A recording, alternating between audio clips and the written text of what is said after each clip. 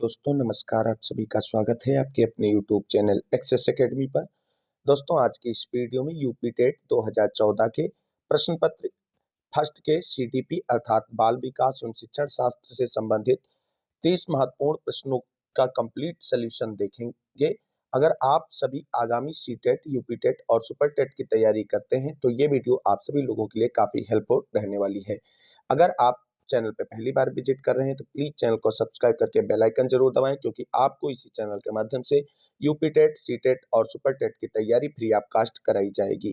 तो आइए साथियों शुरू करते हैं आज का वीडियो और देखते हैं 2014 यूपी टेट के बाल विकास के 30 महत्वपूर्ण प्रश्नों का सॉल्यूशन। तो क्वेश्चन नंबर 1 है, अभिप्रेरणा का वर्गीकरण होता है। ऑप्शन ए स्वाभाविक और कृत्रिम में, ऑप्शन बी कम महत्वपूर्ण तथा अधिक महत्वपूर्ण में, ऑप्शन सी जन्मजात तथा अर्जित में और ऑप्शन डी अभिप्रेरणा तथा प्रलोभन में। तो साथियों इस प्रश्न का जो राइट आंसर है ऑप्शन नंबर सी होगा। अभिप्रेरणा का वर्गीकरण दो प्रकार से किया जाता है, एक जन्मजात अभिप्रेरणा और एक अर्जित अभिप्रेरणा। आगे देखते हैं क्वेश्चन नंबर 2 है, सीखने की प्रक्रिया में सीखने का स्थानांतरण हो सकता है, इसे अधिगम के स्थानांतरण के भी नाम से जाना जाता है। ऑप्शन ए सकारात्मक, ऑप्शन बी नकारात्मक, ऑप्शन सी शून्य और ऑप्शन डी ये सभी। तो इस प्रश्न का राइट आंसर होगा ऑप्शन नंबर डी, अधिगम का स्थानांतरण या सीखने का स्थानांतरण सकारात्मक, नकारात्मक, शून्य सभी तरीके से हो सकता है। प्रश्न संख्या 3 है, निम्न में से कौन सा मन अंतर्दृष्टि द्वारा सीखने की व्याख्या करता है। ऑप्शन ए मनोविश्लेषणवाद, ऑप्शन बी व्यवहारवाद, ऑप्शन सी संबंधवाद और ऑप्शन डी गेस्टाल्टवाद। तो साथियों इस प्रश्न का जो राइट आंसर है ऑप्शन नंबर डी, गेस्टाल्टवाद जो है अंतर्दृष्टि द्वारा सीखने की व्याख्या करता है। अगला प्रश्न देखते हैं, प्रश्न संख्या 4 है, किस मनोवैज्ञानिक ने सीखने की सामग्री के रूप में निरर्थक शब्दों का प्रयोग किया है। Option A William James, option B Skinner, option C एविंगहास और ऑप्शन डी बार्टलेट। तो 4 के लिए राइट आंसर होगा ऑप्शन नंबर सी, एविंगहास ने सीखने की सामग्री के रूप में निरर्थक शब्दों का प्रयोग किया है। क्वेश्चन नंबर 5 है, सीखने के नियम किसने दिए थे। तो ऑप्शन ए पावलाव ने, ऑप्शन बी स्किनर ने, ऑप्शन सी थॉर्नडाइक ने, ऑप्शन डी कोहलर ने। तो साथियों इस प्रश्न का राइट आंसर होगा ऑप्शन नंबर सी, थॉर्नडाइक ने सीखने के नियम दिए हैं और इनके सीखने के नियमों को दो भागों में बांटा गया है, एक प्राथमिक नियम या मुख्य नियम, दूसरे गौड़ या द्वितीयक नियम। तो और थॉर्नडाइक को प्रथम शैक्षिक मनोवैज्ञानिक भी माना जाता है। प्रश्न संख्या 6 है, सीखना है। ऑप्शन ए व्यवहार में परिवर्तन, ऑप्शन बी अनुभव तथा अभ्यास का परिणाम, ऑप्शन सी व्यवहार में अपेक्षाकृत स्थायी परिवर्तन और ऑप्शन डी ये सभी। तो 6 के लिए राइट आंसर होगा ऑप्शन नंबर डी ये सभी। और अगर इस तरीके के ऑप्शन न दिए होते, इनमें किसी में नेगेटिव होता वर्ड, तो आपको बता दें सी सबसे एप्रोप्रिएट आंसर होता। तो इस प्रश्न का राइट आंसर फिलहाल ऑप्शन नंबर डी होगा। क्वेश्चन नंबर 7 देखते हैं, शारीरिक वृद्धि और विकास को क्या कहते हैं। ऑप्शन ए तत्परता, ऑप्शन बी अभिवृद्धि, ऑप्शन सी गतिशीलता और ऑप्शन डी आनुवांशिकता। तो 7 के लिए राइट आंसर है ऑप्शन नंबर बी, शारीरिक वृद्धि और विकास को अभिवृद्धि के नाम से भी जाना जाता है बाल विकास के अंतर्गत। क्वेश्चन नंबर 8 है, चिंतन संज्ञानात्मक पक्ष में एक मानसिक क्रिया है, यह कथन किसके द्वारा दिया गया है। ऑप्शन ए डीवी द्वारा, ऑप्शन बी गिलफर्ड द्वारा, ऑप्शन सी क्रूज द्वारा, ऑप्शन डी रास द्वारा। तो 8 के लिए राइट आंसर जो है वो ऑप्शन नंबर डी होगा, रास महोदय का ये स्टेटमेंट है। प्रश्न संख्या 9 है, प्रश्न संख्या 9 है, बाल मनोविज्ञान के आधार पर कौन सा कथन सर्वोत्तम है। ऑप्शन ए सारे बच्चे एक जैसे होते हैं, गलत हो गया, ये नहीं होगा। और ऑप्शन बी कुछ बच्चे एक जैसे होते हैं, ये भी ऑप्शन आपका गलत हो जाएगा। ऑप्शन सी कुछ बच्चे विशिष्ट होते हैं, ये भी बिल्कुल गलत हो जाएगा। और ऑप्शन नंबर डी बचा प्रत्येक बच्चा विशिष्ट होता है और यही इस प्रश्न का राइट आंसर हो जाएगा। तो प्रश्न नंबर 9 के लिए right answer option number D होगा। अगला क्वेश्चन है, बाल मनोविज्ञान का केंद्र बिंदु क्या है। तो ऑप्शन ए अच्छा शिक्षक और ऑप्शन बी बालक। तो साथियों इस प्रश्न के दो ऑप्शन अगले पेज पर हैं, तो इस प्रश्न का जो राइट आंसर है ऑप्शन नंबर बी होगा, बालक जो है बाल मनोविज्ञान का केंद्र बिंदु माना जाता है। क्वेश्चन नंबर 11 देखते हैं,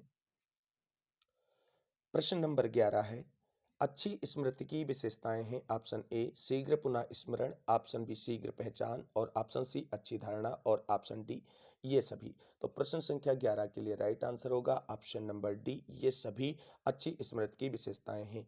क्वेश्चन नंबर 12 है, संवेग शब्द का शाब्दिक अर्थ है। ऑप्शन ए क्रोध और भय, ऑप्शन बी स्नेह तथा प्रेम, ऑप्शन सी उत्तेजना या भावों के में उथल पुथल और ऑप्शन डी उपयुक्त में से कोई नहीं।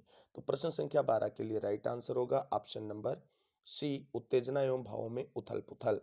अगला प्रश्न, प्रश्न संख्या 13 है, कौशल सीखने की पहली अवस्था है। ऑप्शन ए यथार्थता, ऑप्शन बी कल्पनाशीलता और ऑप्शन सी समन्वय और ऑप्शन डी अनुकरण। तो सदैव प्रश्न संख्या 13 के लिए राइट आंसर है ऑप्शन नंबर डी अनुकरण।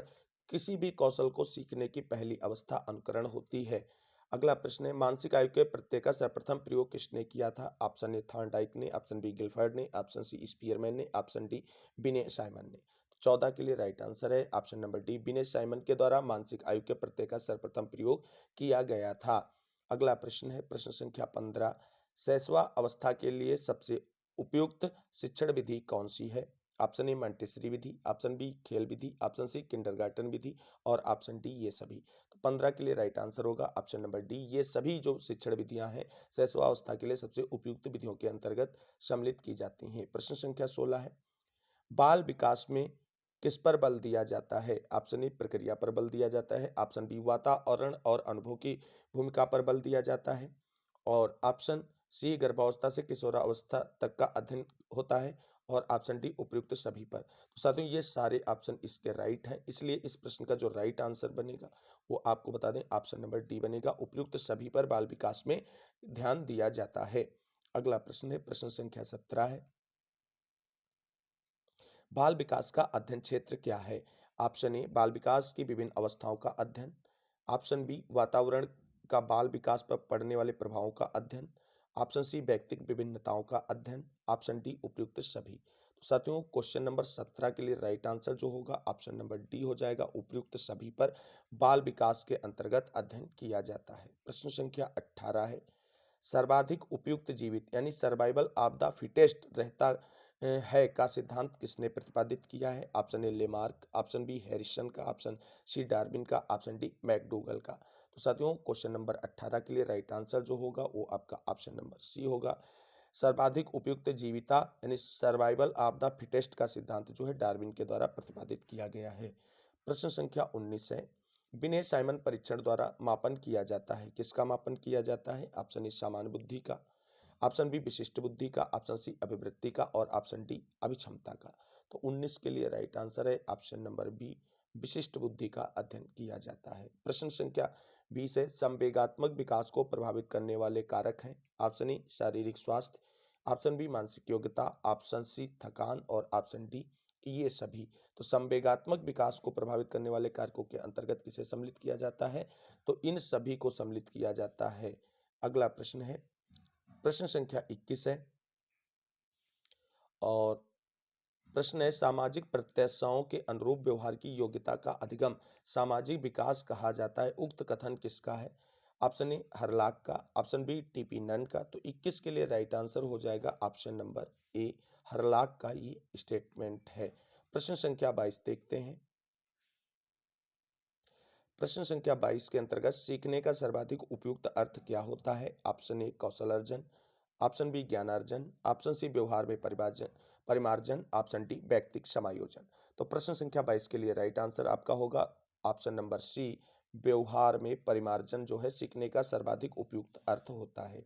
प्रश्न संख्या 23 है, वाणी दोष नहीं है यानी वाक दोष के नाम से भी इसे जाना जाता है। ऑप्शन ए ध्वनि परिवर्तन और अस्पष्ट उच्चारण, ऑप्शन बी धीमी या तेज गति से बोलना, ऑप्शन सी हकलाना और तुतलाना, ऑप्शन डी तीव्र अस्पष्ट वाणी। तो वाणी दोष नहीं है, किस कौन सा वाणी दोष इसमें नहीं है। तो साथियों प्रश्न नंबर 23 का राइट आंसर है ऑप्शन नंबर बी, धीमी या तेज गति से बोलना वाणी दोष के अंतर्गत नहीं सम्मिलित किया जाता है। अगला प्रश्न है, प्रश्न संख्या 24, प्राथमिक स्तर पर मूल्यों की शिक्षा देने की सर्वोत्तम विधि कौन सी है। ऑप्शन ए मूल्यों के महत्व को बताना, ऑप्शन बी मूल्यों के पालन न करने पर दंडित करना, ऑप्शन सी अध्यापक के व्यवहार में मूल्य स्थापन और ऑप्शन डी उपयुक्त सभी। 2024 के लिए सबसे उपयुक्त ऑप्शन होगा ऑप्शन नंबर सी, अध्यापक के व्यवहार में मूल्य स्थापन। यानी आप सभी को बता दें, बच्चे जो प्राथमिक स्तर के होते हैं, वो आपको बता दें अनुकरण करके ही सीखने की प्रवृत्ति उनके अंदर पाई जाती है और जैसा वो समाज और आसपास देखते हैं वैसा ही व्यवहार भी सीखते हैं। इसलिए अध्यापक के व्यवहार में मूल्य स्थापन के द्वारा बच्चों में भी मूल्यों की शिक्षा स्थापित की जा सकती है। प्रश्न संख्या 25 है, मूल्यों के वर्गीकरण में क्या सम्मिलित नहीं है? ऑप्शन ए आध्यात्मिक मूल्य, ऑप्शन बी एन केन प्रकारेण धनार्जन का मूल्य, ऑप्शन सी नैतिक मूल्य और ऑप्शन डी सांस्कृतिक मूल्य। तो 25 के लिए राइट आंसर सीधा सा हो जाएगा ऑप्शन नंबर बी, एन केन प्रकारेण धन अर्जन का मूल्य जो है मूल्यों के वर्गीकरण में सम्मिलित नहीं है। प्रश्न संख्या 26 है, व्यक्तित्व के संगठन का स्वरूप है। ऑप्शन ए सामाजिक आर्थिक, ऑप्शन बी मनोवैज्ञानिक शारीरिक, ऑप्शन सी सामाजिक राजनीतिक और ऑप्शन डी मनोवैज्ञानिक आध्यात्मिक।